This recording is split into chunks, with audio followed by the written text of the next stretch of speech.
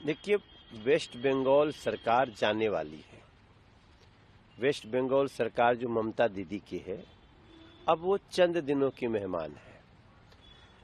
ये जो चेहरे पे टीएमसी के नेताओं के सरकार से जाने का भय है, वो साफ दिख रहा है। इसलिए एसआईआर का विरोध हो रहा है। एसआईआर का विरोध करने का मतलब ही है कि आपको अपने कार्यों पे विश्वास नहीं है। आपने जो शासन किया है उस आधार पे आपको जनता आपके पास नहीं आ रही है। आप एसआईआर का विरोध करके ये जता रहे हैं कि आप इलीगल घुसपैठियों को वोटर बनाए हुए हैं और अब उनका नाम कटने के कारण आप डर रहे हैं, या फिर जो जेन्युइन वोटर्स हैं उनकी वोट बनने से आपको परेशानी हो रही है और इस कारण आप एसआईआर का रोना रो रहे हैं। एसआईआर चुनाव आयोग की व्यवस्था है।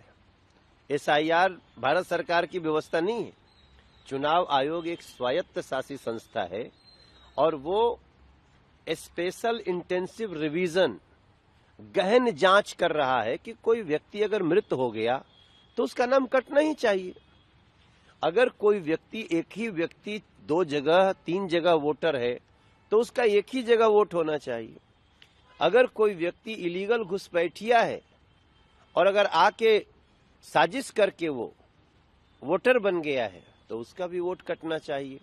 जिसका स्थान बदल गया हो, पता बदलते रहता है, तो उसका अब वहां की जगह दूसरी जगह वोट आया है तो वोट बन जाना चाहिए। इससे टीएमसी को क्या परेशानी हो सकती है? जब ये आप हमारे देश की और पश्चिम बंगाल की जनता जब समझेगी तब उसको पता चलेगा कि एसआईआर का विरोध करने वाले बेसिकली इलीगल घुसपैठियों के और इलीगल वोटों के समर्थक।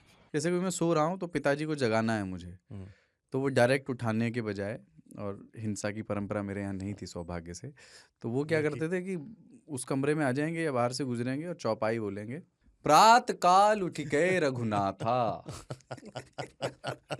मात पिता गुरु नावई माता। कभी कभी मैं गुस्से में उठ करके अरे पापा, तो चरण स्पर्श किया और सो गया। मैंने कहा अब मत उठाना।